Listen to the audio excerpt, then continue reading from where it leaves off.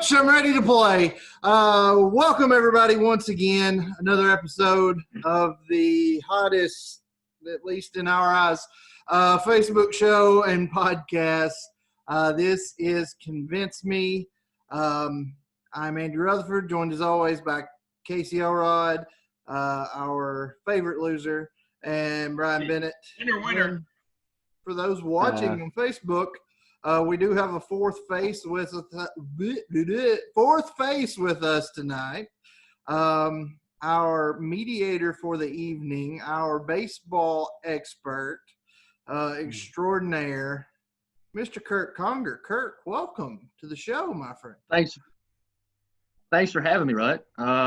This isn't, for those watching at home, this isn't the first time we've been on a talk show together.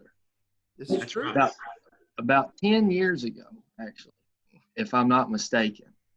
Rut's second time at Tech, probably. Sorry. Actually, you and Elrod had a radio show with Tech Radio. And y'all asked me to join one night. And, you know, I thought it was going to be a big deal. I was pumped. I was nervous, just like I am right now. But for some reason that night, Rut, you let Elrod take the lead. And we had all kinds of listeners. And Elrod started off with a dramatic reading. Oh, Nothing historical. Nothing historical, not a poem, wasn't Edgar Allan Poe. It was LMFAO's favorite classic song, I'm Sexy and I Know It. I hope you don't have a recording. And I saw the listeners, big numbers, get cut in half just like that. We went from 2 to 1 in a blink of an eye. Oh. And so I'm hoping we don't have that problem again tonight. So well, we did let him win last week, so there may not be anybody watching this to start with. I was about to say, you know, I win, and then we let Kirk on the show. Like the whole neighborhood is going away now. What the heck? So, can't let you win again. And everybody bear with Bennett. This is his flu game. Bennett, thanks for sticking it out, or I assume you're going to stick it out. We started. You can't quit now. But the show must go on. The show must go on. And the show continues to go on, even though Elrod finally notched one in the win column last week. I hope you guys are still watching, still listening, still helping us out. Remember, be sure, spread the word on this Facebook page if you're watching this in the original airing. We're on Instagram. We're on Twitter. We're on YouTube. Go find us, like us, rate our stuff. Most importantly, on Wednesdays, whatever your favorite podcasting platform is, make sure you're downloading the show and just listen to the ad at the beginning. Because I know you might not want to listen to this all over again, but if you listen to the ad in the beginning, that gives us a play according to the numbers. And the more plays we get, the more sponsorship opportunities we have, the better we can make this show. Remember, we've got to comp Elrod back to these microphones so he can go back to doing absolutely nothing for this show. And it can continue to be me and Bennett keeping this thing afloat. Or we might just replace him with Kirk. I don't know. We'll see how tonight goes. But why we have Kirk in here tonight, it's going to be our first three-way argument or triple play show, if you will. Baseball might be back, might not be back. We're recording this on Monday night. Just got an ESPN alert that it might be back. We're not holding our breath. But nobody misses baseball more than we do, so we decided we're at least going to talk a little baseball. And Kirk, why don't you tell us what exactly it is we're arguing tonight? Tonight, we're arguing 3 great baseball players. Greatest switch hitter of all time. You know, you can go many different directions with this. They each brought something special to the plate, to the batter's box. 3 different eras. And so I want y'all to tell me which one is the best. And the 3 we're arguing tonight, Elrod, he's got Chipper Jones, the Met Killer. Rut, he's got Pete Rose, Mr. Charlie Hustle. And Bennett over here, he's got one of the Yankee greats in Mickey Mantle. And I respect all 3 of them. because I'm unbiased. Wow. But I'm interested to hear what y'all got to say because I've been doing some research and reading. I already knew a lot about all of them anyways, but I'm interested to see how y'all bring them to the table or bring them to the plate, I might say. So to start it off tonight, opening arguments, I'm going to pick a number between 1 and 10. Closest one gets to pick the order that it goes. Since it's an odd number, you pick first, last, or you can pick whoever goes first or however you're going to do it. Think of it this way. Opening arguments is the same order as the closing arguments. And you want that last at bat and the bottom of the ninth. So I've got my number picked, 1 through 10. Just throw them at me. 2. Who's next? 7. Right? 3. Elrod gets it. 2 for Derek Jeter. I knew it. The captain. Should have known. All right, Elrod, your choice. I want the middle. I want to be the middleman. All right, who's up first? Rut's up first. Okay. Can't let me have the last word at the end, can you? Nope. All right, y'all are going to get about a minute and a half time cap. You can start whenever you want to, right? All right. Mr. Mediator, Counselor, sir, being a baseball aficionado, as you are, as I am, as these two kind of are. I know Bennett is. Elrod, yeah. He picked Chipper. You could go a lot of ways in this argument for best switch hitter. You could go with Chipper. You could go with Mickey Mantle. You could go with somebody we're not arguing. You could go with an Eddie Murray or Roberto Alomar. But there's only really one way to go. Charlie Hustle, Pete Rose, all-time hits leader. He's a hit leader. All-time hits leader. Key member and captain of the Big Red Machine, one of the best lineups in baseball history. He won 3 World Series. He's a World Series MVP. He was an MVP of the regular season. He was Rookie of the Year. He was a 17-time All-Star at 5 different positions, something nobody else has ever done. He's won 2 Gold Gloves, which is fun. But as far as the switch hitting goes, 3-time batting champion, hits leader 7 times in his career, and he played in more baseball games than anybody has ever played, period. He's the best hitter of all time.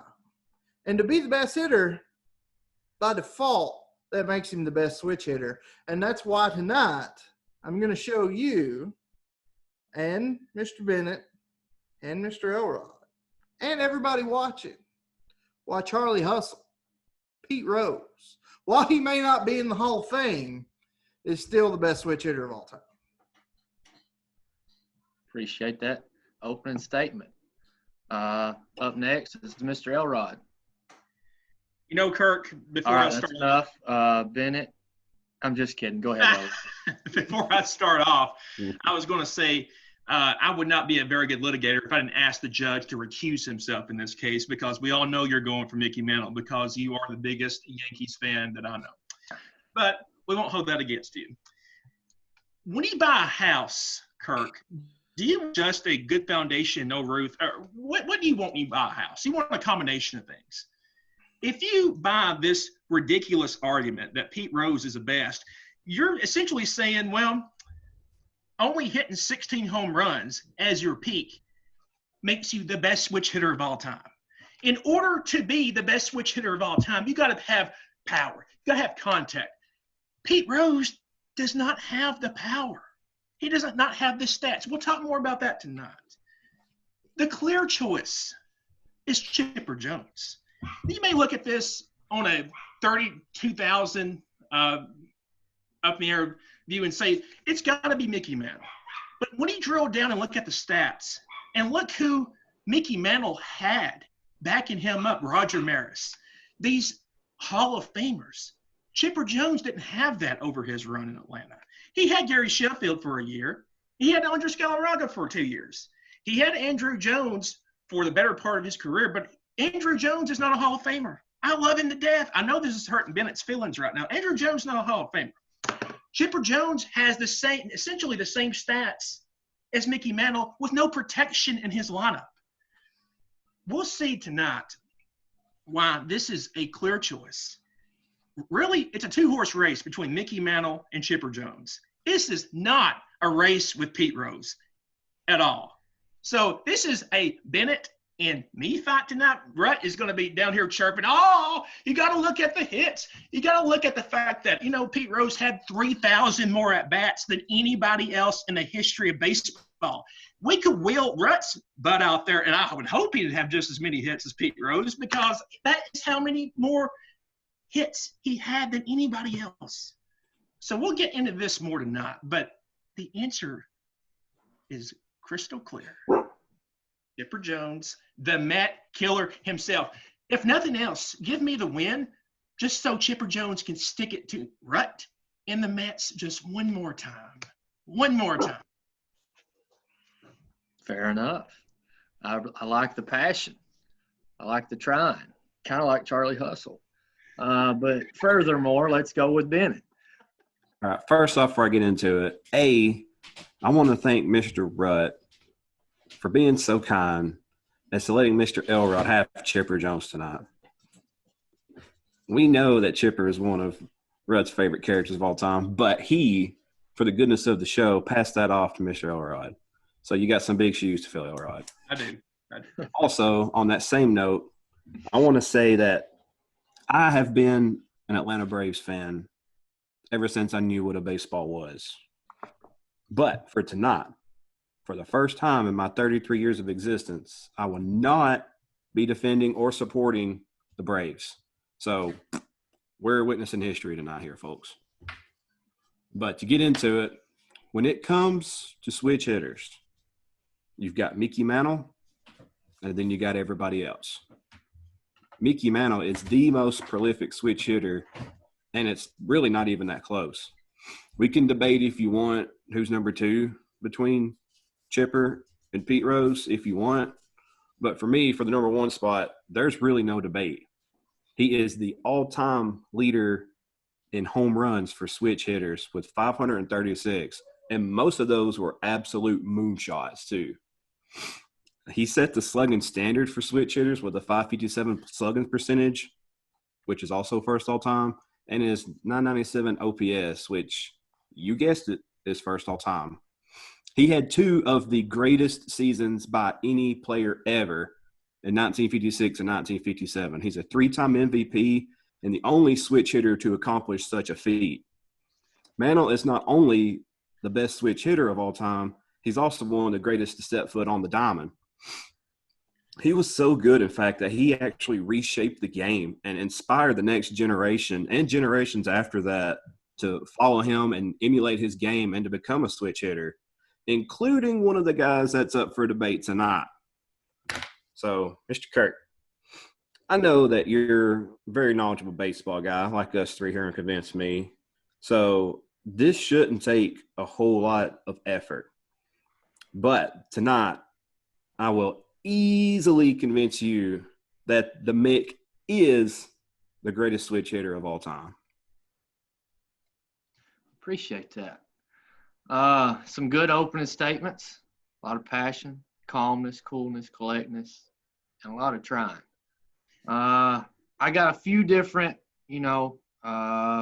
categories I want to touch on tonight, some that I really look at when looking at a ball player. And tonight we're talking about just pure hitting, switch hitting. There's so many different categories within that. First one I'm going to start off with is probably my favorite category of the night, and it's contact. That's not just batting average. That's on-base percentage. That's striking out. That's walking. It's getting on base, putting the ball in play, and doing what you got to do to help your team to win. I'm just going to start off randomly right here. And Bennett, you had a good argument opening. I'm going to let you go first on this one.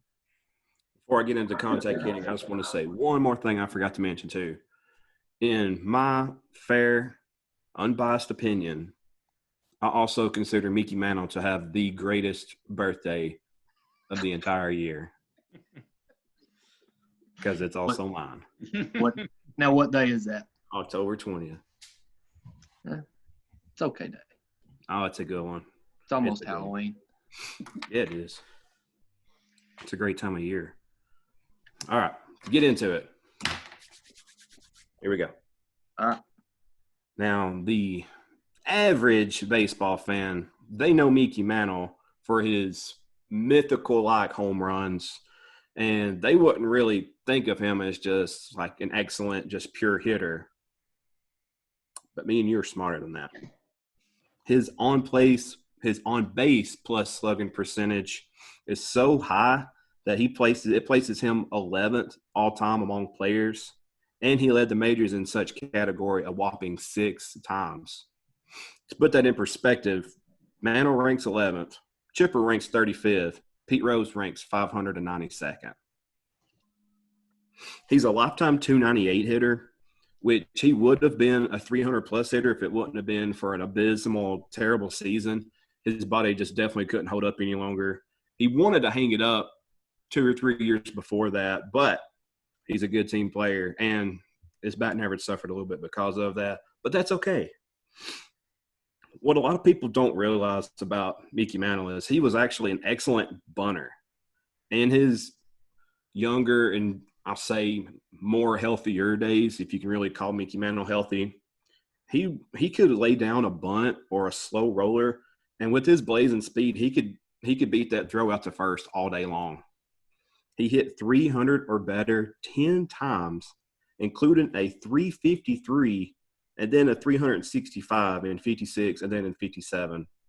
He finished his career with 2,415 hits, which put him in the 2,000 hit club. Okay. Elrod? Well, the topic is switch hitting. That means hitting from the left and the right-hand side. Chipper Jones is the only player in the history of baseball that has a 300 batting average on both sides of the plate and 400 or more home runs. He's the 18th person in MLB history to accumulate 5,000 at-bats. And he has a 400 on-base percentage and a 500 slugging percentage. And he's the only switch hitter to have those milestones. So Chipper Jones was as good from the left-hand side of the plate as he was from the right. That's what makes him so deadly in this. It wasn't like, well, there's a lefty on the mound today. Chipper's got hit from the right. His average is 50 points less. It's equal. He was as good from the left as the right. Now, let's look at Pete Rose for a minute, because this is going to be Andy's argument right here. Now, he's got the most hits. He's got the most hits. You got to just look at the hits. Those things that you just mentioned, Kirk, about batting average, on-base percentage, slugging percentage. Pete Rose, not in the top 100 in any of those categories in the history of baseball. He is not in the top 100 in batting average, OPS, slugging percentage, even OPS. Not in the top 100 in the history of baseball. And one more thing I'll add. You hear about this category called WAR. That's all you hear about today on MLB Network. Wins above replacement. I didn't really think much into this. I mean, it's one of these things you hear and you're like, whatever. I mean, a good player is a good player. It doesn't matter what this thing says. But it's actually pretty indicative of how good a player really is. Who do you think has the highest WAR in the history of baseball? Just Barry Bonds. Babe Ruth by over 20 percentage points. Now, Barry Bonds is fourth. If you look at the wins above replacement, takes an average MLB player and compares him to the person that you're trying to compare it to. And it looks at how many wins over the course of the career would this person be in relation to an average player.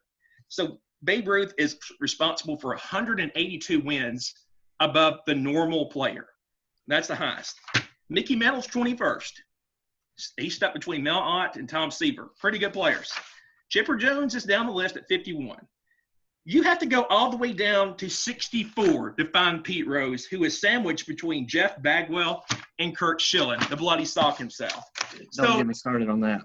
The contact category, which should be the category that Pete Rose is his almighty. I mean, he's got the most hits. He's not even the top 100 percentage points in any single of these categories. It's just hits because his old butt was being willed out there because he was a manager of the Cincinnati Reds. He wanted to beat Ty Cobb, and that's what he did.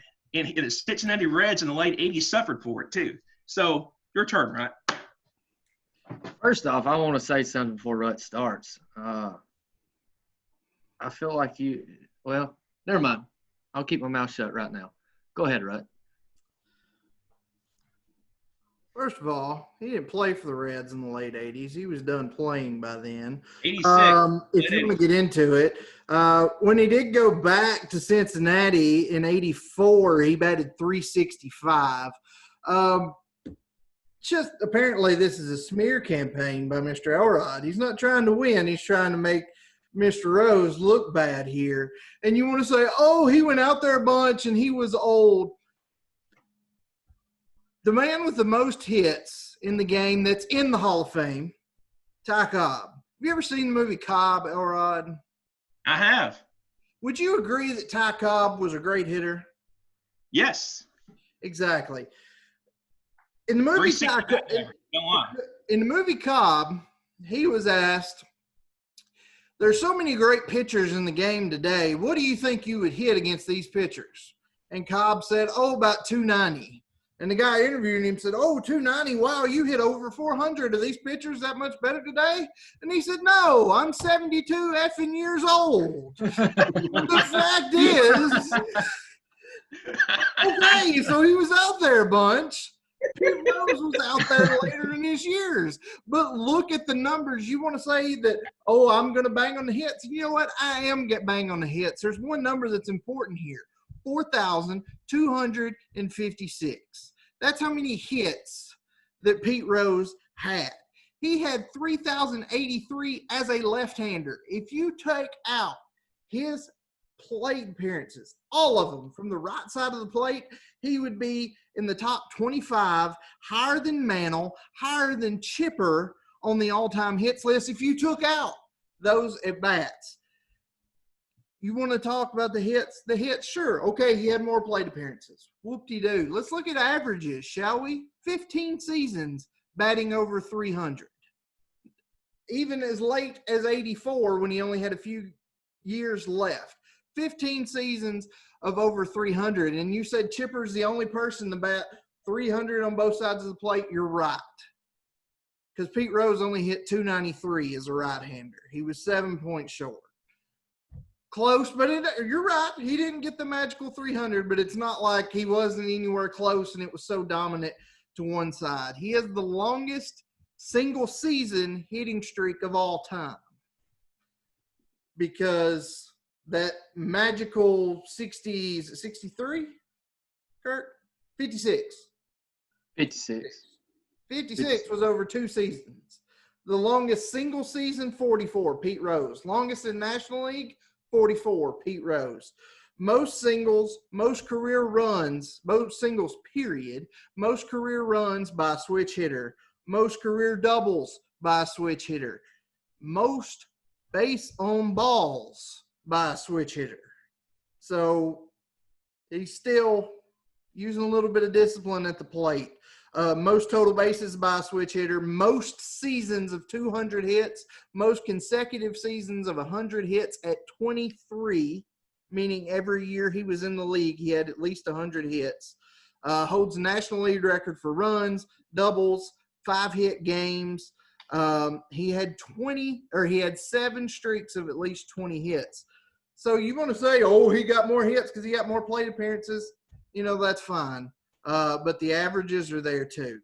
Pete Rose is the best contact hitter. And yeah, this is Pete Rose's strong suit. And yeah, we'll get into power in just a minute. He didn't hit 40 home runs. He didn't even hit 20 home runs in a year. But he's still putting the bat on the ball more than anybody else has, period. And putting the ball in play. Contact-wise, this is my strongest argument. We're leading with the strongest argument. Contact-wise, this isn't even an argument. Even the great Mickey Mantle. Pete Rose is the best contact hitter to ever play the game, much less among switch hitters. Thank you, Rut. Bennett, I know you didn't hit both sides of the plate. Would you like to add anything, or are you good with yours? I'm good. Okay. Just wanted to double check.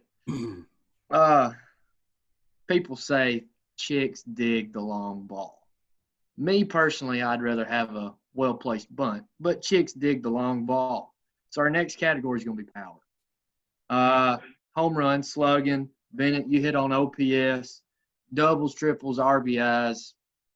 Anywhere you want to go with power, anything you think falls under that category, let's hear it. Rut, you can start this one off. Did Pete Rose win any home run championships? No. Did Pete Rose, like I said a minute ago, ever hit 20 home runs in a season? No. In his 20-plus year career, he only had 160 home runs. His career high in a season is 16. If you're talking power based purely on home runs, then I might as well bow out of this argument because I don't have one. But as you mentioned, Mr. Conger, there's a lot more to power than just home runs. Let's look at extra base hits. Let's look at triples. In his career, Charlie Hustle had 135 triples, which is more than Chipper Jones, Mickey Mantle, and somebody else who could have been on this list, Eddie Murray, combined. Let's look at doubles, 746, more than anybody has ever hit, period. And as a matter of fact, of the, let me go back and say it again, 4,256 hits that Mr. Rose had, 1,041 of those, pretty much a fourth of those, a quarter of those were extra base hits, 1,041. Chipper had 1,055. He had more than Rose, 14 more. It's comparable. Mickey Mantle, only 952. So if we want to say the long ball, chicks dig the long ball, yeah, I'm out on this argument. I have no ground to stand on. But if you want to talk power in the full sense of the word, and you want to look at extra base hits, Charlie Hustle. It's a good way to turn a contact hitter into a power hitter right there, right? Hustle. I appreciate that. Hustle. Elrod, you can go next. I'm going to save Mantle for last on this. Do you like that Jedi mind trick you just try to play on him? These are not the droids you're looking for. Power does not mean home runs. It clearly does. When you think of power, you think of the long ball. You think of the home run. Chipper has over 400 home runs and a 300 average. If you look at the course of his career, let's see here, at least 14 times in his career, he hit above 25 home runs. Chipper was the mainstay of that Atlanta Braves lineup in the mid-'90s, early 2000s. Like I said, what's impressive about Chipper is the Braves put all their eggs in the basket on pitching in terms of resources and money. They really didn't allocate very much resources for their lineup. So they did go out at the trade deadline and get someone like a Mark Teixeira. They got Gary Sheffield in the offseason, but they didn't pay these people. They didn't pay David Justice. They let him walk. The mainstay in this lineup was Chipper Jones all during that run.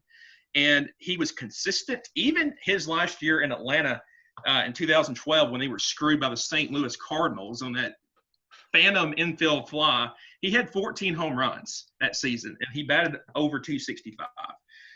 Chipper, I know that he's going to try to say, oh, but the power really isn't home runs. You know the truth, though. You know that the power equates to power, home runs. He doesn't have as much as Mantle does. But Mantle was protected in that Yankee lineup. Of course, he's going to have another thing. I haven't talked about this. Chipper in that late 90s, early 2000s, where he won the MVP in 99. But he was being walked at a rate almost like Barry Bonds was in the mid 2000s. Check those stats. He had an incredible amount of walks. In that Mantle lineup, they couldn't walk Roger Maris. They couldn't walk Minnie Mantle. They couldn't walk both of them. So Chipper Jones, a lot more power than Mr. Rose. Maybe not as much as Mantle, but you got to look at context in this argument. Just to jump Bennett, in here, just go ahead. Oh no, I'm gonna jump in real quick. Oh, Randy I Popp. said not as much as Bonds. I know it's where you're going. He was walked at an incredibly large rate in that late. Two things. If you're gonna bring that stat, you got to bring numbers. A. I've got Yeah. numbers. Yeah. But B. I've got numbers right here. Mr. Conger, during that phantom infield fly he's speaking of, do you remember where you were? No, I don't. Where was I? You were in your condo in Oxford, Mississippi, because I was there too. That's exactly right. Anyway, That's exactly random right. thought. 126 was We'll the just number. leave it at that. 126. that, Russ. That What you're was looking. Bond's number? Bonds was it was above 175. So it wasn't Barry Bonds level, but it was still a very high level. Let Bennett go. You said it was Hey. Bond's level. You talked about how Typical lawyer. Mickey Mantle was protected with Maris. Think of some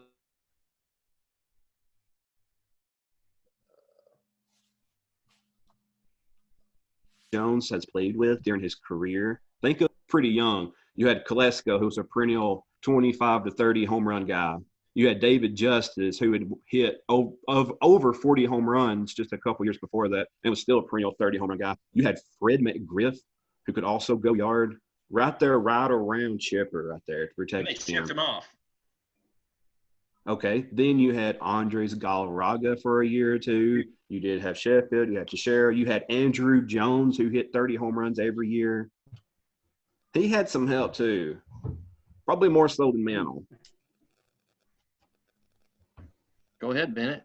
Elaborate. Well, speaking of Maris also too, what people don't remember about Maris's 61 home runs is Mickey Mantle, before the injury bug bit him, he was actually leading Roger Maris. He had the lead between those two. So had he not went down of the injury, Mickey Mantle, we'd be sitting here talking about, oh, Mantle's single season record. Mantle did it. But we can't do that. I know. But, I feel, do I really need to convince you about Mickey Mantle's power hitting? I just like to be reminded from time to time. Okay, we'll do that. Okay, I feel like I'm going to be a broken record a lot tonight, and I'm going to be repeating myself over and over, but I can't help it. When it comes to power hitting, it's Mickey Mantle. Not only does he have the most home runs among switch hitters with 536, I want to point that out again. Some of those shots are still in orbit. They haven't came down yet. They haven't. Look it up. It's been repeated time and time again that when the Mick really got a hold of one, the crack of the bat was like none other that any player's ever had. He was naturally strong. He didn't lift weights. He didn't take supplements or steroids. He didn't have a strict workout diet or a strict workout or a regimen or anything like that. He just had natural strength, and his body was built for power hitting. Have you ever seen the tape of this guy? Dude has no neck. Like, it's just like solid muscle, and his forearms are like the size of my leg. It's crazy. I want to tell a little story real quick. There's a story told on April 17th, 1953, about Mickey Mantle hitting a home run. This was the day that the term, any of y'all ever heard of tape measure home run? Mm-hmm. This is where that term came from. Because that's exactly what they did to measure this home run. They measured this home run with a tape measure and determined that the ball had traveled an eye-popping 565 feet. The shot flew over 390-foot wall, cleared 32 bleachers, bounced off an advertising sign, which was at 460 feet from home plate when it hit the advertising sign, and then rode until it finally stopped in a yard and a house and a subdivision 565 feet away. Mickey Mantle's swing is really fascinating and incredible to watch if you go back and watch it on film. Just the power that he could generate in just a quick, short swing. He has some of the longest home runs in the history of the sport. He once hit a ball left-handed that cleared the right field roof at Tiger Stadium. And based on where the ball was found, it was estimated years later that it had traveled 645 feet. Now, that's up for debate, but that's what they had earned. Do what? About like the natural. Yeah. Busting out lights. So this just kind of like adds to like his superhero legacy that he has. It's no surprise that Mickey Mantle is considered not only the best switch hitter ever, but one of the most feared hitters in the history of the game. Fair enough. He was a great hitter. I'll say this, he was my dad's favorite player growing up. He grew up in a time where Mantle dominated. And that's all I heard about. But then in the 70s, he went and watched the Big Red Machine all the time, too. So I've heard stories about both of them. And stories about Chipper. Yeah, no stories about Chipper. But now it's getting to crunch time. It's bottom of the ninth. You got a guy on second. Game's tied. Which one of these three do I want at the plate if I'm a manager? Elrod, start it off. Well, if you're the New York Mets, you sure as heck don't want Chipper Jones up at the plate. Chipper had this ability during that late 90s run that the Braves had. They won division titles 91 to 2005. He wasn't a part of the first four until he was brought up in 95 during the World Series run. But he had this knack for late season and in the playoffs. He had this knack for the dramatic. When Chipper was up at the plate in the eighth inning and the ninth inning of these classic Met series, Chipper was the guy that won the game. He was clutch. Even in the playoffs, the big argument against the Braves was, well, they didn't show up in the playoffs enough. Well, Chipper batted .287 in the playoffs for his career. It wasn't Chipper Jones' fault. It was the pitching that let him down. If you look at the stats, you want Chipper Jones in the brightest stage, the biggest time. You want him to be at the plate, and you want him to be burying the New York Mets just one more time. One more time. The Met killer himself. That's who you want. Okay. Picking on Rudd again. It's fair. Bennett, what about Mr. Mantle? Well, I don't know about clutch hitting, but he had no problem hitting in the clutch. He slashed a .293, a .438, and a .550 lifetime with runners on base. And whenever October would run around every year, forget about your ghosts and your ghouls and your goblins. The scariest sight was the Mick when he stepped into the batter's box in the postseason, because this dude was a monster. If you want evidence of just how good he was in the postseason, especially in the World Series, look no further than his heroics in the well-documented World Series that he was in. He holds the record for the most home runs, 3 ahead of Babe Ruth. I think we all heard of that guy before. He also holds the World Series record for extra base hits, most RBI, most runs, most walks, and most total bases.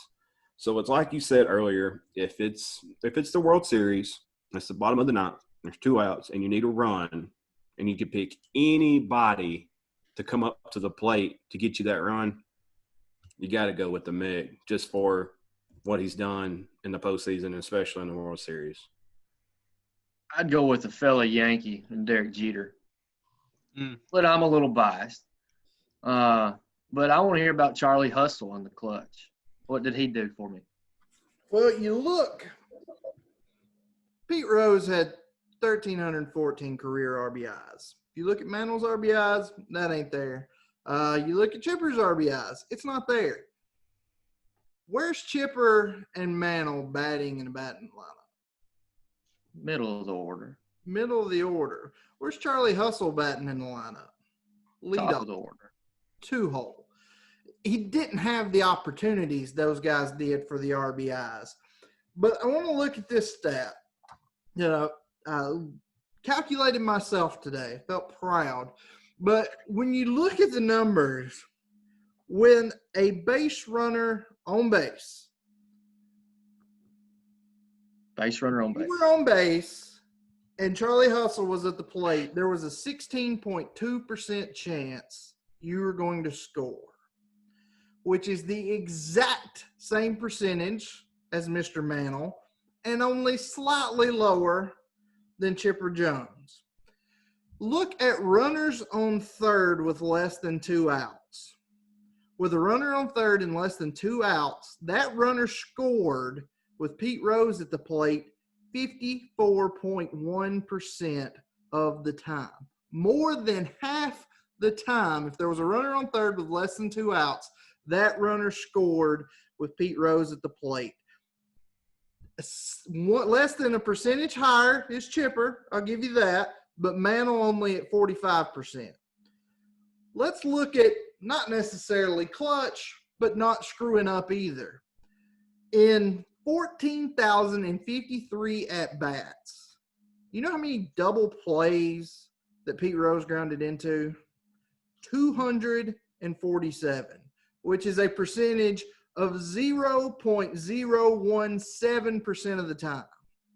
Chipper Jones grounded in to 253, 6 more double plays on nearly 5,000 less at-bats. Mickey Mantle only grounded into 113 in 8,102 at-bats. So the percentage there, Mantle slightly like 1/1000th of a percent less. All right, what did you say Chipper Jones' postseason batting average was? 287. 287. Pete Rose, career postseason, 321. And in the World Series in 75 for the Big Red Machine, when he was the World Series MVP, in that series he batted 370 with 6 RBIs. Clutch. There were some facts you threw in there that I've never even thought about looking up. You know, some of those that they're mind-boggling when you start really getting in deep. Up next, I'm going to let y'all talk amongst yourselves if you want to. One person can start it off. However y'all want to go with this, I want to hear about the ball player. Each of them was. I want to hear, and we're just talking about the game right now, the way they were on the field, because y'all are kind of very close right now. I'm being fair as I can about this, but I want to know their fielding. I want to know their base running. What was they known for on the field? What did they bring to the table? Anything that, when you think baseball player, along with switch hitter, I know that's what we're arguing, but this is kind of a different look at it.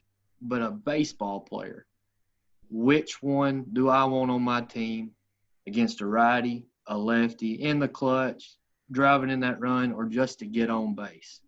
Who do I want? Bennett, go ahead. Sure. Well, in Mickey Mantle's prime, and when he was his healthiest, like I said, if you can actually consider him to be healthy at any of his seasons, in the words of Forrest Gump, he could run like the wind blows. Now, all jokes aside, he is regarded as one of the fastest players in MLB history. To put it into perspective, there's a guy who's probably going to go into the Hall of Fame, no doubt, named Ichiro Suzuki, one of the all-time quickest from home plate to first base, which is also a lefty. He was clocked, his fastest time from home plate to first base was a 3.66 seconds. And that was in 2001, his rookie year during an all-star game. The Mick was clocked at 3.1 seconds. So that's pretty crazy. That's a big difference in 90 feet. Now, back in the 50s and 60s, stealing bases wasn't as common as it is today.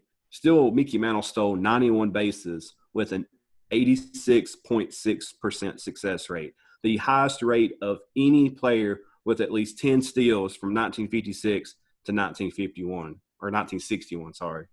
Mickey himself said that if he knew that the 40-40 club was going to be such a big deal, that he would have went out and done it several times in his career. It just wasn't a thing back then. And I personally think he could have went into the 50-50 club, honestly. And, also he had the highest successful stolen base percentage at the time of his retirement. Other than base running, he was also a really good center fielder. He won a Gold Glove in 1962. And maybe Mantle didn't have like the instincts that, say, maybe Willie Mays had out in center field, but Mantle's blazing speed would bail him out all the time so he can make the play. One of the biggest plays that he made came in a catch that he made in the 1956 World Series.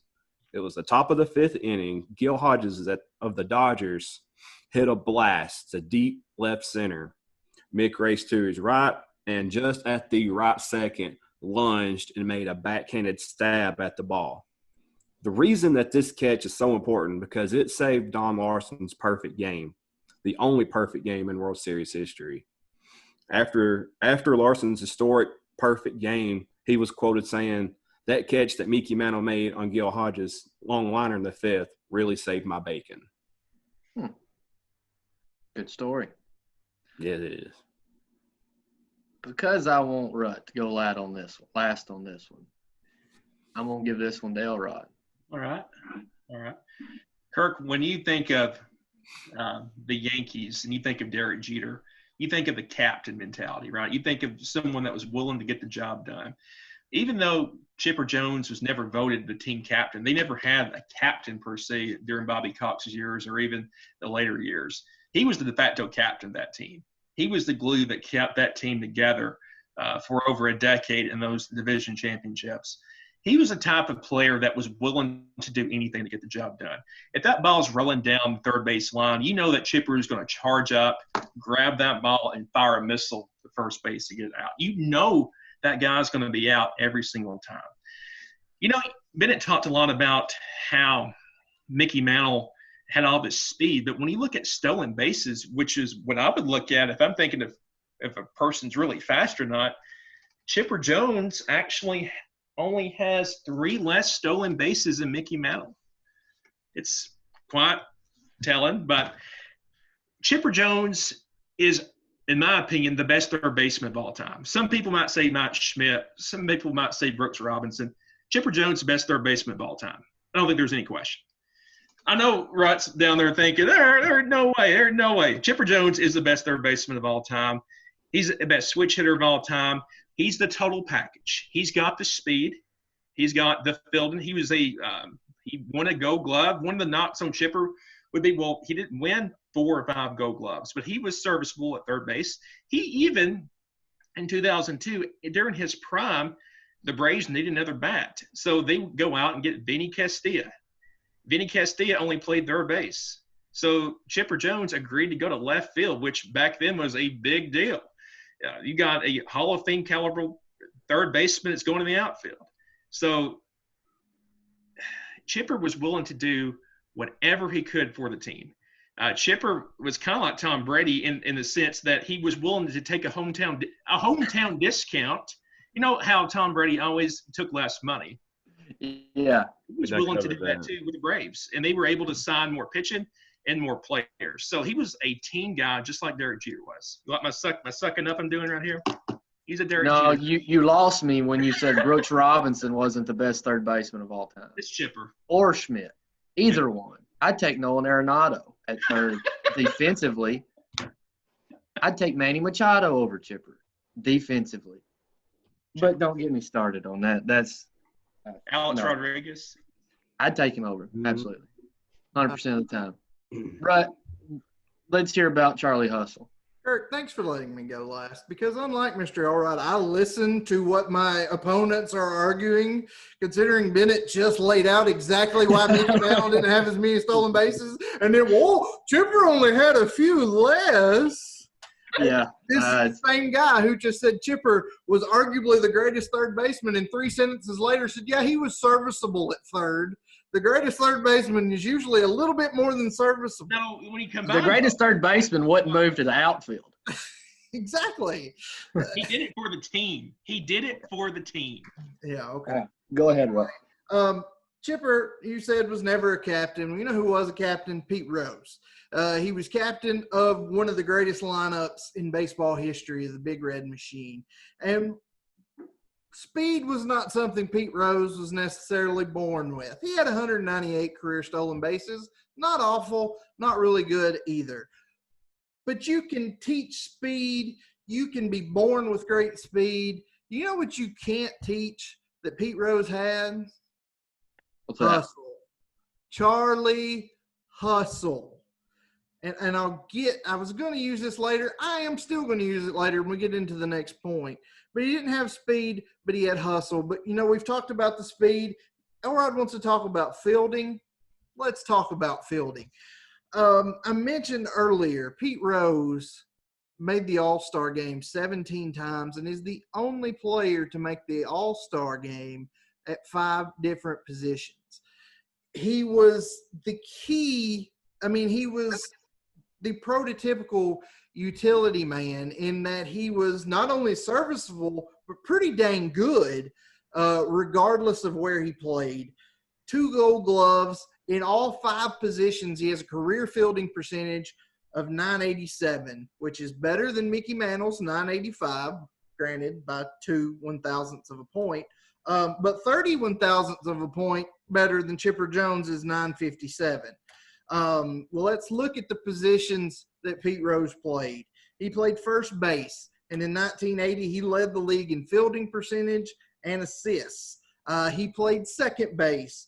He was top 4 in fielding percentage 3 times playing second base, and he led the league in putouts in 65. He played third base and was more than serviceable because he led the league in fielding percentage in 76. Probably where he was best was the outfield. In left field, he led the league in fielding percentage in 1972 and 1974 and came in second in 1967 and 1973. And he also led the league amongst all outfielders in putouts and assists for 3 consecutive seasons from left field in 72, 73, and 74. And then he also played right field, where he had the best fielding percentage in 1970, second best in 1968 and 71, and led the league in putouts in 71 and assists in 68. He is 11th all-time in fielding percentage for left fielders and 7th all-time in fielding percentage for right fielders. Both his Gold Gloves, like I said, in 1969 and 1970 came while he was playing the outfield, but his fielding percentages were astronomical, whether he was in left, right, first, second, or third. You want somebody you can plug in, it's Pete Rose, because he can play anywhere you need him to and be more than serviceable, but be dang good. And something else we haven't looked at, if we're talking about a complete ball player, he had the brain. He had the mind. He was a manager. And not only was he a manager, he was a good manager, because in the 3 complete seasons that he managed, never once had a losing season. He has a winning record in all 3 complete seasons that he played, and he was manager of the year in 1985. Hustle, brains, and a glove. And, we're talking about switch hitters, but even when you go beyond the hitting, I'd rather have Pete Rose, especially over the serviceable Chipper Jones. I did not mean that he was only serviceable. I meant that if you could look at both categories, the fielding and the hitting, he's the best third baseman of all time when both things are considered. But serviceable. Only serviceable. Just serviceable. You gotta look at the entire picture. Listening to those Pete Rose and Mantle stats, I know I talked about that earlier, but I feel like I've had those banged into my head my entire life. He saw that 75 team play, and he listened to the perfect game on the radio as a kid. And then, my dad didn't even know who Chipper Jones was. I'm just kidding. He kind of knew who he was. He was okay. He was okay. Only Hall of Famer. But Rut kind of hit something that I want to go towards next. There's more than just the ball player on the field. There's the ball player or the manager off the field and in the dugout and in the locker room. Were they liked? Were they disliked? Did they have any controversy around them? Did they bring good news? Did they help the community? If Mantle was around during social media, would stories have gotten out about him? If Pete Rose would have played during social media, what would have been said about him? And Chipper seemed to have a pretty boring life. I don't know, but, he seems like a great guy. But I want to hear a little bit of good and bad on and off the field issues or however you want to go with this. I'd like to go and hear Mr. Rutherford first. We'll start before we get into the downfalls. There's an elephant in the room that we will get to. Yeah. But let's look at how likable these guys are. Chipper Jones is not likable at all, and I will never like him, and nobody can. I can't speak for the world and the public, but me, I hate him. He's not as bad as Roger Clemens, probably not as bad as Chase Utley, but he's right there. What's wrong with the Rocket? You just lost. Luis Gonzalez, Kirk. Luis Gonzalez. Oh, you just lost again. Anyway, Charlie Hustle. Overall, when you get into everything about Pete Rose, he's a polarizing figure. But looking at what's likable about Pete Rose, what is not to like about Hustle? Something that somebody doesn't have, something somebody has to work for. He was given the name Charlie Hustle by Mr. Mantle's teammate, Whitey Ford. Supposedly, it was because in his rookie year, he got walked and sprinted to first base.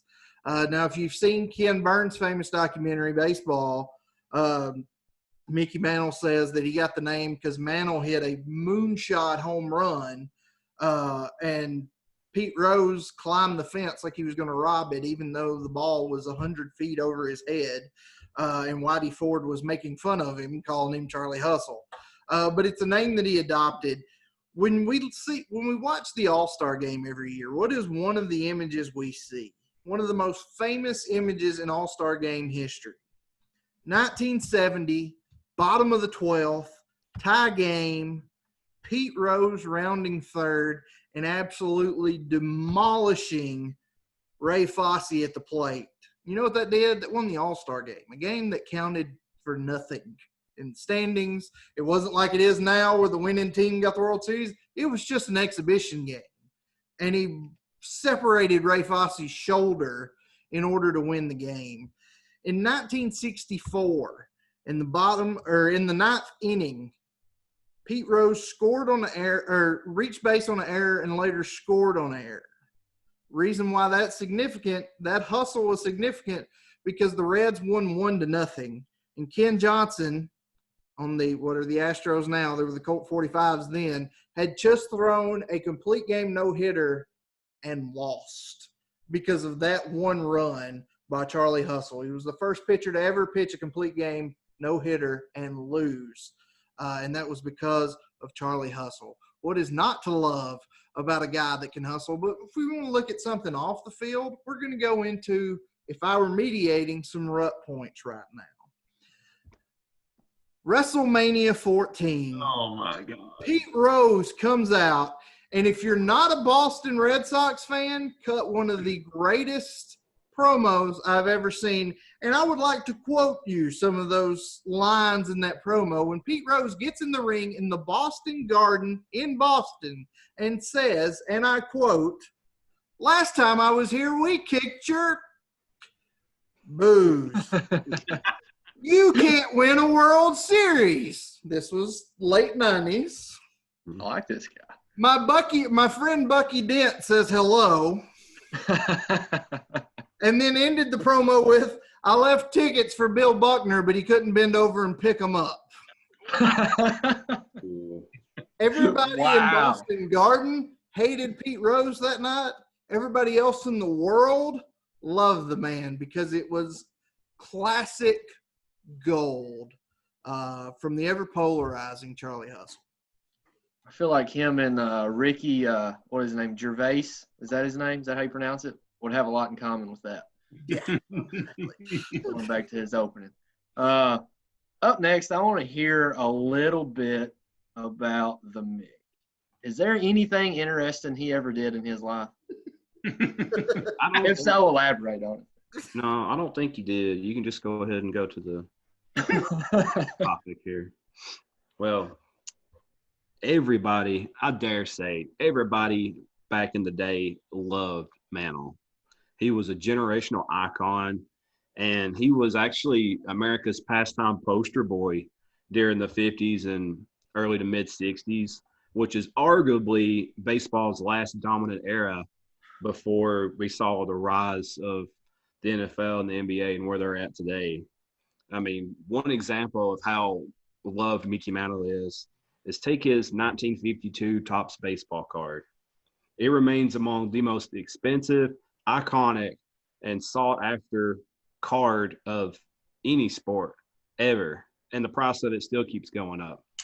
Any of y'all guys know Evan Mathis played football?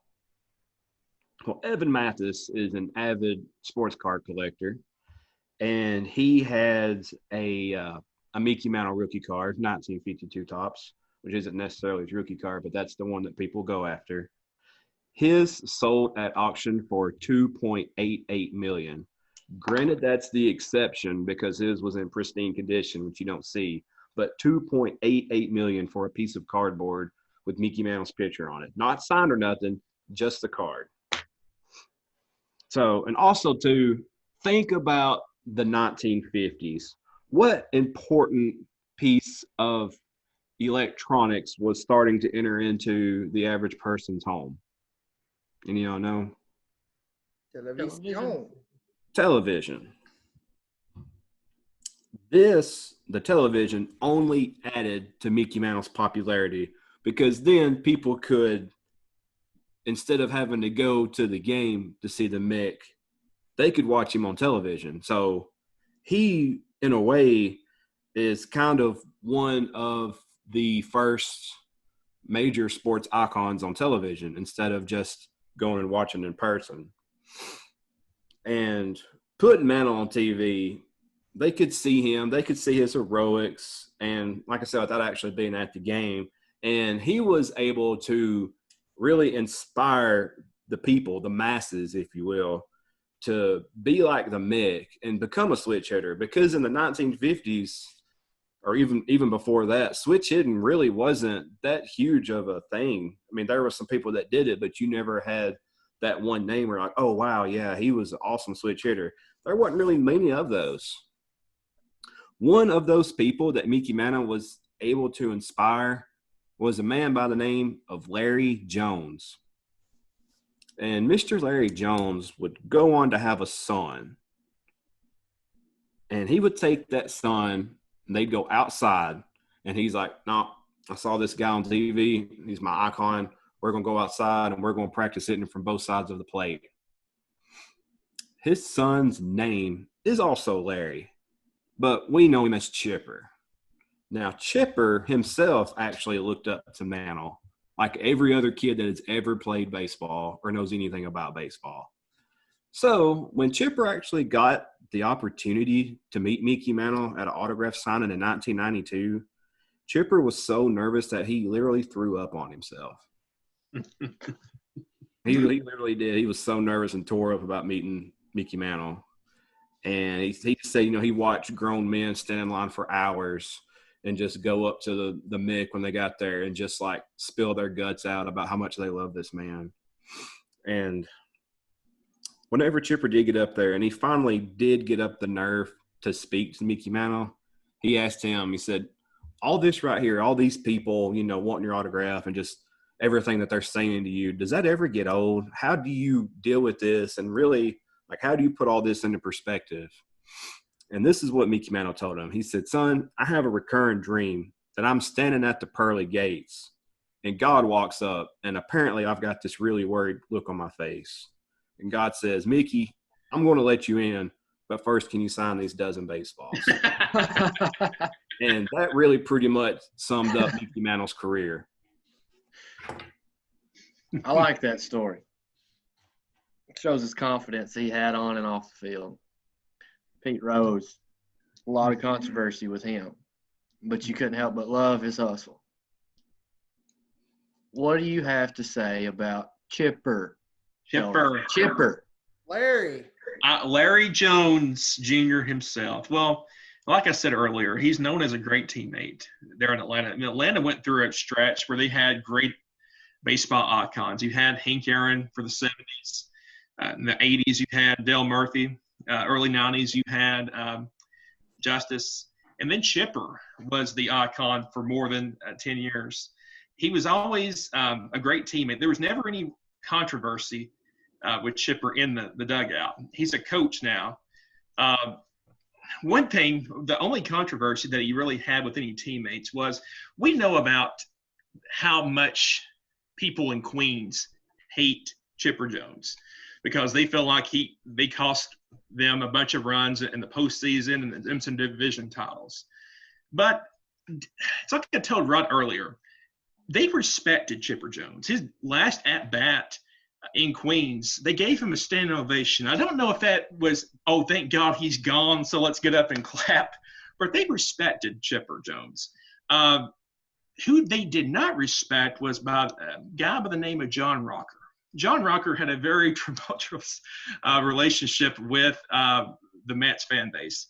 Chipper Jones got into a fight in the locker room in the early 2000s with John Rocker because he was being way too hard. There's some racial things that he was saying about the people in New York, and Chipper Jones called him out on it. They got into a fight over this. So I think the New York folks knew that, he was killing them, but they respected him. So everywhere he went, there was really the only controversy that, if we want to get into controversy now, are we getting controversy now? Or are we doing that later? We holding off on that? We can go next with that. It'll be fine. Okay. Well, the only controversy that he really had in his career was in his relationships. So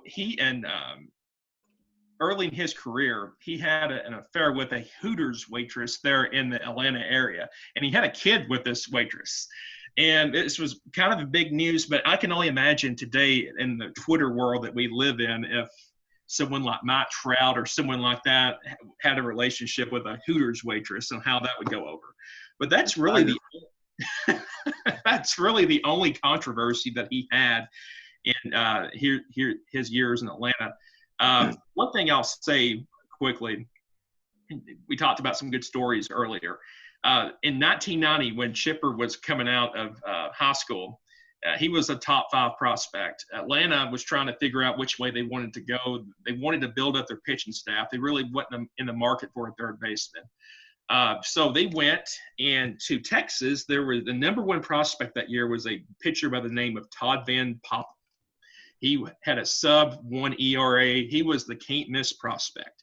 The Braves came to him. John Sherholtz was in lower management at that time, but he said, we want to make you the number 1 pick in the 1990 draft. You're the guy.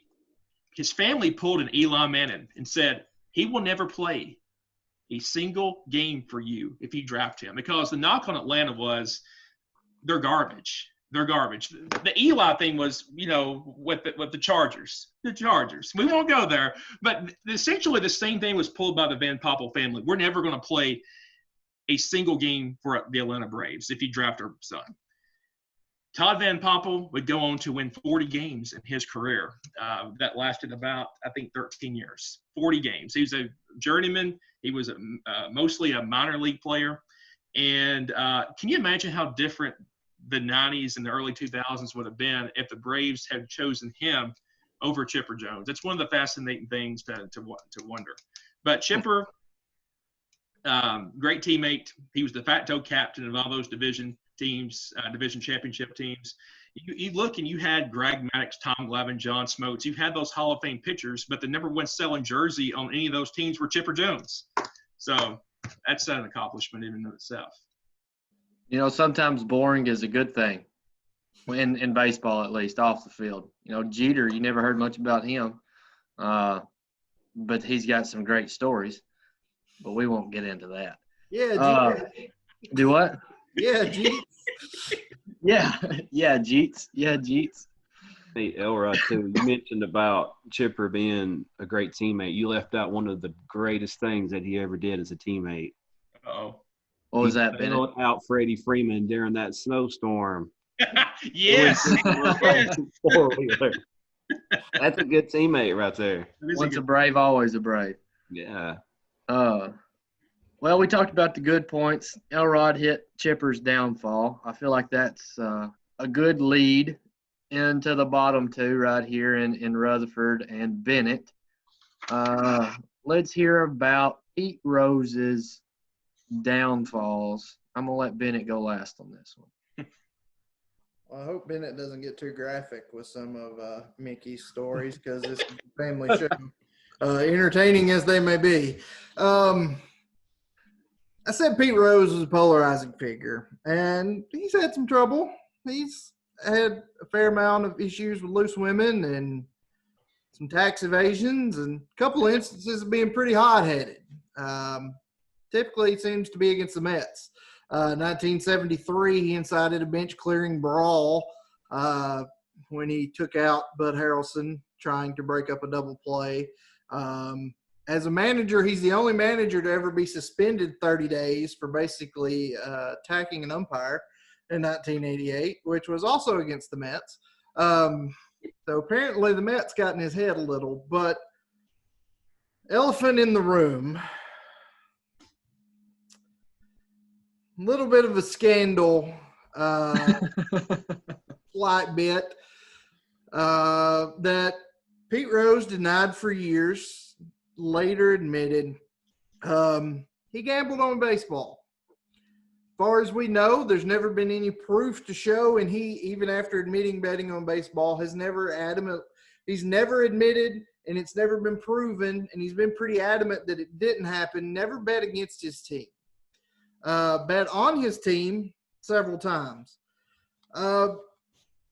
Blacklisted from the league. He's only been allowed in a ballpark one time at Turner Field for the All-Century team. And, of course, as we all know, there's the controversy that's been going on for 25 years now of whether Pete Rose should or should not be in the Hall of Fame because he bet on baseball. Now, this could be an episode of this show in and of itself, and who knows, maybe it will be one day. But at the end of the day, he broke the rule.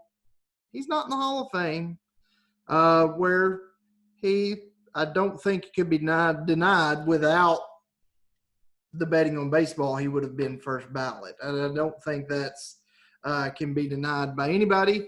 Is it as bad as steroids? I personally don't think so. Is it as bad as stealing signs? I personally don't think so. I don't think it was something that directly affected the game unless he's betting against his teams. If he's betting on his teams, great. He's got confidence in his guys and trying to make a few extra bucks doing it. But at the end of the day, yeah, he bet on baseball. He's not in the Hall of Fame. He's not welcome at any Major League Baseball events now. But like I said, he didn't juice. He didn't steal signs. But he's blacklisted. Slight hiccup, slight controversy. A little bit. But you said he never bet on his teams, and I agree with that. And I think anybody in their right mind would agree with that just by the way he played the game. Exactly. The man refused to lose, hated to lose. Charlie Hustle. Bennett, did anything bad ever happen to Mantle? Or did he ever do anything bad or anything questionable? I'm glad you asked because actually Mickey Mantle has no downfalls or shortcomings, and there's never been any kind of documented proof of any kind of scandals or controversy that Mickey Mantle's ever done. So we can just go on to the next. No, I don't feel like that's completely true. Okay, Bennett. y'all got me. Y'all didn't fall for it. Good job. That was just a test. That You're was under just oath. Y'all passed. Y'all did a good Under job. oath. Well, the Mick seemed almost superhuman. Like he was baseball's version of a comic book hero. But Mickey proved that he was human after all, and he's not without his shortcomings. First, we'll talk about on the field.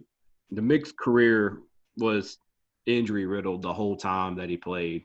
He pretty much played his entire career with just one leg because he blew out his knee in the 1951 World Series on a fly ball hit by Willie Mays. So he goes and plays his entire 18 career pretty much having a torn ACL, and it wasn't properly treated. Obviously, the medical advances that we have now, athletes are able to come back from such an injury and still perform at a high level. But in 1951, that's like a devastating injury. That's a career-ending injury, and he still went on to play his entire career with it.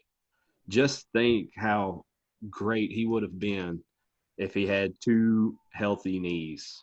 Hall of Famer Nellie Fox said this about him. On 2 legs, Mickey Mantle would have been the greatest baseball player that had ever lived. He also swung for the fences a lot, which caused him to strike out a lot. He fit in well today. I mean, Mickey Mantle, one thing he was good at was leading the leagues in different categories. Well, he led the league in strikeouts 5 times too. But I mean, if you're going to do it, lead the league. Go all out. Don't be, oh, he was 5th in strike. No, go ahead and be the number 1 strikeout. If you ain't first, you're last. Off the field, no, he didn't really do nothing. Did he ever have any girlfriends? Now, there was a story told. You can look it up on the internet. Since this is a family-friendly show, I'm going to give you the family-friendly version of it. Mickey wasn't playing, but there was a game, and he met this nice girl, and they had a good time. Okay. And he said that she was a nice girl. That's about all I can say about it. They held hands. They held hands. They did. They held hands, and it was good times had by all. Hey. What's that woman's name? Now, off the field, respect. Off the field, he abused alcohol pretty heavily. Yeah. And like we said before, he was known as a party boy, and he was a pretty big womanizer. It's no secret. He himself admitted that his hard living affected both his game and his family, and he said that he never even expected to live very long. And 40 years of heavy drinking pretty much destroyed his liver. And he did receive a liver transplant in 1995, but sadly, 5 months after that transplant, he passed away at the age of 63. Before he did so, Mantle was quoted saying that if he knew that he was going to live this long, he would have taken better care of himself. Mm-hmm. All-time great. You get to talking about injuries and players. That last night, the Ken Griffey Jr. thing, if he hadn't gotten hurt at the back end of his prime like he did, I mean, what kind of numbers would he have had? But that's another argument for another time. Those are kind of all the categories I've got lined up. Say something real quick about Pete Rose. He's right. Of course, we could go on and on and on about. We could go on and on whether he's right about being in the Hall of Fame or not. But the number one thing you don't do in baseball, I mean, it's the cardinal sin, is you don't bet on baseball. Baseball was born, and there's a big mob component to baseball. That was always the big worry with MLB was, are games legitimate? Are games influenced by the mob? It goes back to Shoeless Joe Jackson and the Black Sox. Now, the common denominator between Shoeless Joe and Pete Rose, I believe, they were not trying to throw the game. I don't think that Pete Rose was intentionally trying to throw the game. I think he was betting on himself. And we know that Shoeless Joe Jackson was not throwing the game that his other teammates were for the White Sox. But the number one thing you don't do in baseball, like other professions, and like the field that we do, you don't steal money from your clients. If you're a doctor, you don't cut off the wrong arm. In baseball, you don't bet on the game. That's just what you're always taught. Would we really say, though, that betting on baseball is the number one thing you don't do? In baseball, it goes back 120 years. Well, I get that because they didn't have technology to steal signs, and they didn't have the ease and access of anabolic steroids 100 years ago. But, I mean, here's the thing. Here's my thing. Does an anabolic steroid help you hit a baseball? Absolutely not. Does it make a ball go farther when you do? It absolutely can. Does that mean that the game is affected? Yes, because a pop fly could be a home run. Is knowing what the pitcher's about to throw Does that necessarily mean you can hit the curveball? Maybe not, but it means you're sitting on it waiting for it. And what might have been strike three because you're expecting fastball, you know the curve's coming and you put it into the stands. Does that affect the game? Absolutely. If you're betting on yourself to win, guess what you're trying to do? Win the game. If you hadn't bet on yourself to win, if you're a good ball player, what are you trying to do? Win the game. It doesn't affect the game. Well, if you're betting against the Reds, then no pun intended, all bets are off. Throw him under the jail, not the jail, but don't ever let him throw him under Cooperstown again. But leave him in Atlanta. If you bet on yourself to win, the inverse is if you get too far in deep with these people, just like the White Sox did in the 1900s, the White Sox were throwing the game. Shoeless That's Joe, what I'm saying. but his teammates were. If you get too far in deep with these people, and this is baseball's concern, you can start betting against yourself, and that is the reason why it's a slippery slope. Is the argument that you don't? Right, we'll save this argument for another time. We'll save it for another time before it gets unraveled because I know it can. Let's bring it back around. Best switch hitter of all time. Closing arguments. Whoever opened it, take off. That would be me. Now, there have been some good arguments laid before you. Mr. Bennett has argued Mr. Mantle well. I don't know how well Elrod's argued Chipper, but he sure as heck tried to argue against Pete Rose this entire time. That he did. Anyway, he didn't bet on himself. He bet against everybody else.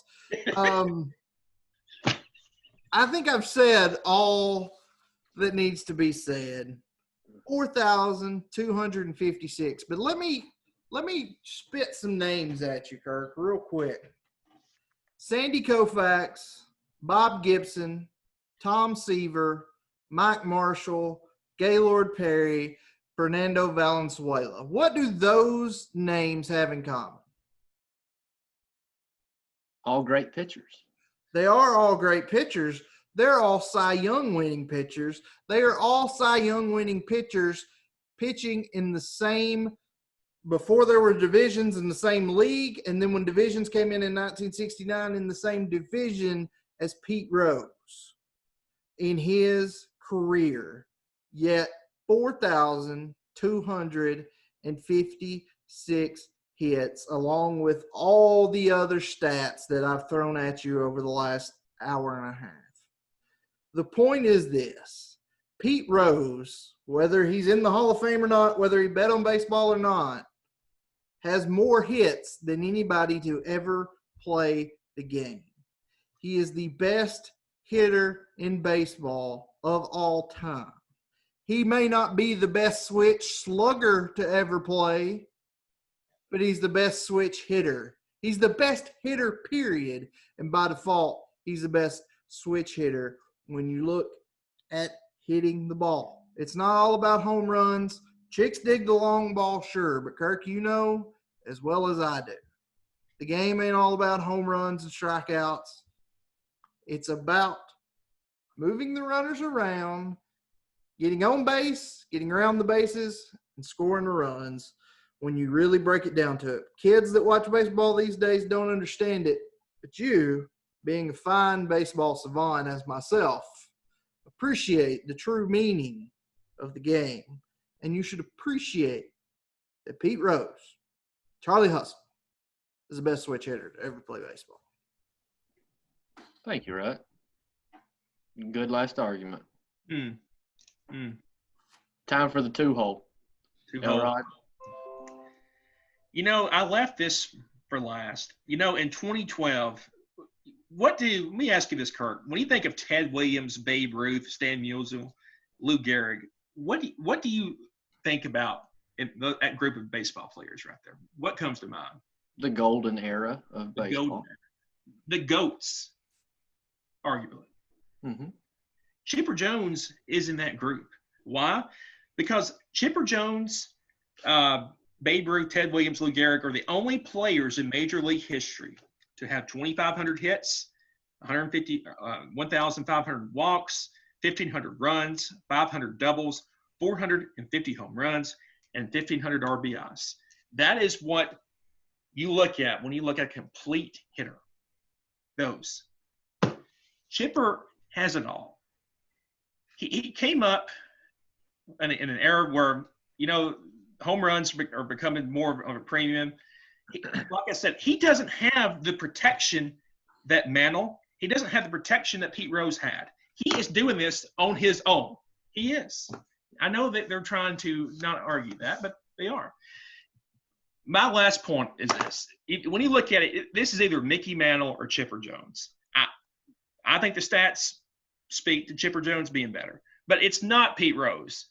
Why? You got to look at batting average, on-base percentage, slugging percentage, OPS. In the history of baseball, Pete Rose is not even in the top 100 in those categories. If you're going to say he's the best hitter of all time, those are 4 of at least 7 categories that he should, have a check mark for. He doesn't. He has over 3,000 more at-bats than the next guy, Henry Aaron. 3,000. An average baseball player every year has 600 at-bats in a given year. That's over 5 years of more at-bats than the next person has. Of course he's got to have the most hits. If he doesn't have the most hits, something's really wrong here. If he doesn't, something's really wrong. So I know I've crapped a ton on Pete Rose tonight. I know I have. Chipper Jones, Mickey Mantle, Pete Rose. There you go. Thank you, Elrod. All right. How many batting titles did Chipper Jones win? 1. What about Pete Rose? 3. How many times was Chipper Jones in the top 10 in batting average? 3.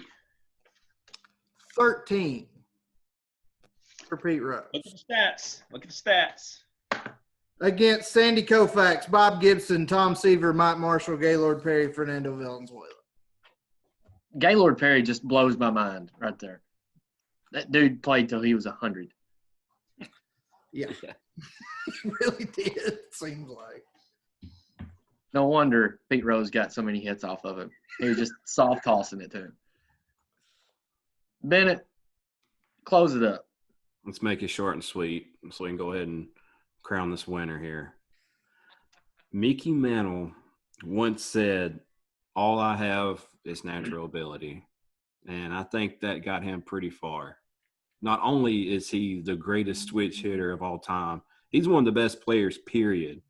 536 home runs, 7 World Series rings, a 3-time MVP, and finished in the top 5 MVP voting 9 times. He's the only one of the gentlemen that we're talking about tonight that is a Triple Crown winner. He's a 20-time All-Star, 4-time home run leader, a member of the All-Century team, and a 1974 Hall of Fame inductee. Baseball Almanac and Sporting News both ranked him 17th all-time. Bleacher Report has him 13th all-time, and ESPN have this a little bit at the very beginning of the show, but you really can't compare side by side because they are from different eras.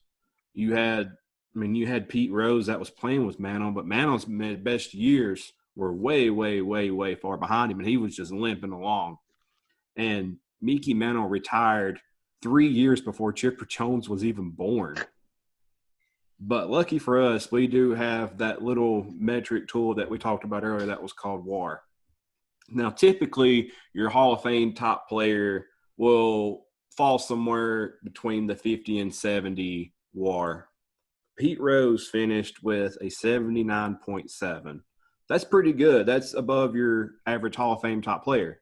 Chipper Jones racked up an 85.3. But then when it comes to Mantle, he comes in with a whopping 110.2. That's all you need to know. The Mick once said that he wanted to be remembered as a great teammate. He even wanted those words written on his tombstone, and they are written on his tombstone. So tonight, Kirk, I ask you to be a good teammate for the sake of this podcast.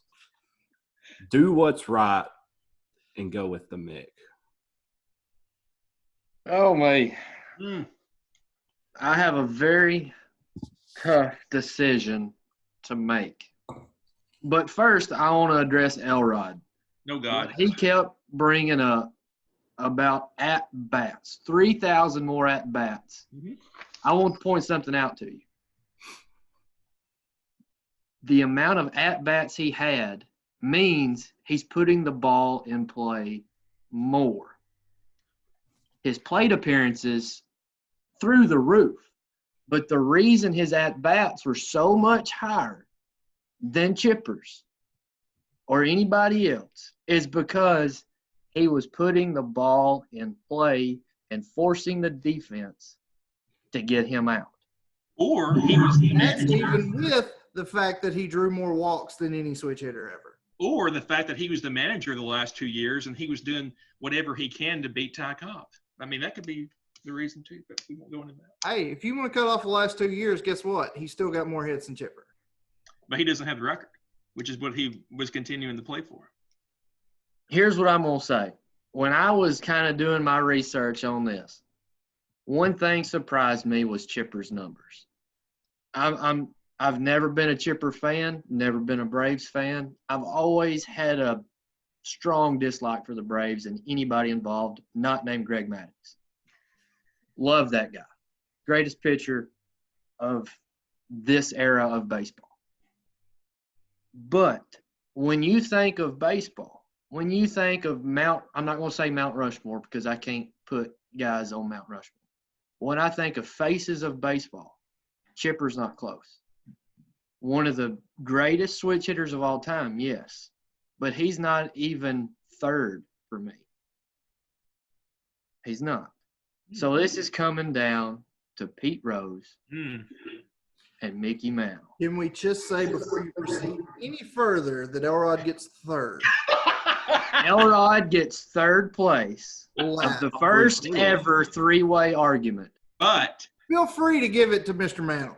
As long as I didn't finish third. the fix was in from the start on this show. The fix was in.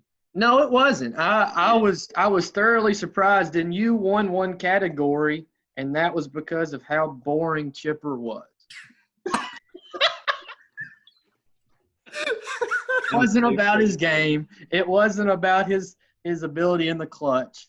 287 in the clutch. When I think of clutch hitters, they're way higher than that.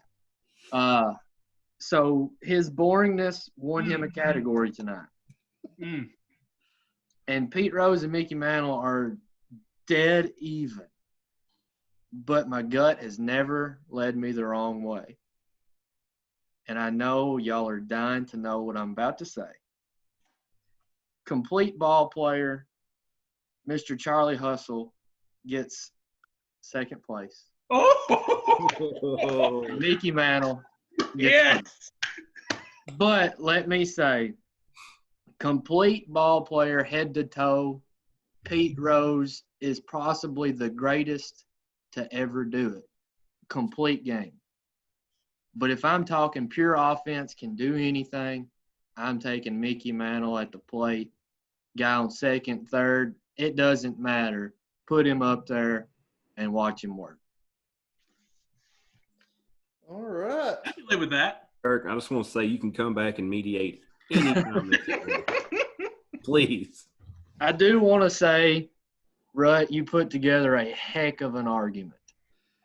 You know, I'm not going to lie. Before Mickey Mantle came out of my mouth, y'all were dead even. I didn't know where I was going, just to be honest. Because Pete Rose, he's right there. 1A and 1B, but you've got to go Mantle just because the mythical creature that he is as a baseball player. well, I will tell all of our listeners / viewers what I sent you three today in a text message. When we picked this category going in, I'm arguing for Pete Rose, but if you asked me a week ago before we picked this topic, who's the best switch hitter of all time, I would have picked Mantle, as you did, but Bennett drew that straw as far as who's arguing who. But in doing my research for this show, I convinced myself the actual winner was Pete Rose.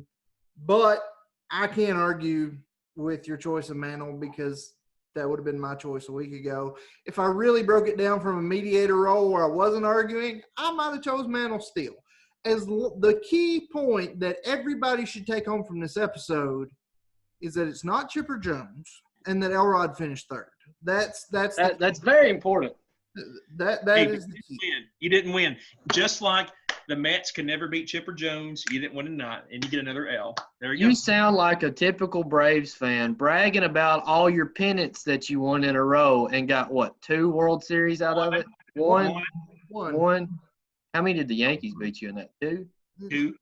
Two. 96 they 2000. should have beat us. I know my hat probably thinks I had Mantle picked out from the beginning. I think you did. But I You did. have to confuse yourself. I did. When this started, I was leaning towards Pete Rose just because of the fact of a pure hitter. But complete offensive game, you got to go Mantle. He could do it all. All right. Well, Disappointed. Pete Rose, bet on baseball. If you bet on Elrod, you just lost a lot of money. But our viewership is much too smart to do such things. But anyway, Elrod, you got to win last week. Streak does not continue. There's no way that you all were going to give me 2 wins in a row. Let's just be honest. No way. I'm surprised I gave Anything you other than Chipper. But the fact that you hit Rocky 800 times, while annoying, is actually what won you last week. But You were like Rocky after the Russian got done with him. That's how you were after I just hammered Rocky home last week. He kept hitting them body shots. Yeah. So, gentlemen, Kirk, first of all, thank you for stepping in and handling this. A mighty, mighty fine job. And if you're willing, I would be pretty good bet you might be around again sometime. And if we're talking baseball, I'll just sit here and listen and chime in every now and then. I mean, you killed it. We appreciate it. And we'll definitely have you back at some point in the future if this show still has viewers after Elrod, won last week. He didn't read a one-hit wonder song, so we're okay. But next week, Elrod won't win again because he's mediating. Right. And next week will be an epic showdown between myself and Mr. Bennett. This is the first time Kirk's hearing this right now live when you are. We'll go ahead and – should we tell him now or should we make the world wait? Do it. Next week, we're stepping into the music world, and we're going to find out who the real king was. Is it Elvis Presley or is it Michael Jackson? That's what we're discussing next week. Elrod will be mediating, so he won't win or piss off either fan base like he did the Marvel people that still hate him. Death threats. Well, I might as well just throw my opinion in. Go ahead. You ain't going to have Michael Jackson without Elvis Presley. Fair point. Bennett, don't use that. Anyway, make sure you're listening to the podcast. You're checking us out on Facebook. You're spreading the word. Guys, help us out. Facebook, Twitter, Instagram, YouTube, every podcasting network I think we're growing pretty much all of them now. Wherever you get your podcasts, check us out. Remember, anchor.fm /convince me show. Hit that listener support button if you want to pay your Elrod back for the microphones so that we can stop giving him credit for anything. For Mr. Bennett, for Mr. Elrod, for our special guest, Mr. Conger, thank you, gentlemen. Best switch hitter of all time, according to Kirk Conger. It's Mr. Bennett's client, Mickey Mantle. And it ain't Pete Rose. And it ain't Chipper Jones. Bennett has convinced him, and we hope that we convinced you to come back next week. And until then, we'll see you then. Peace.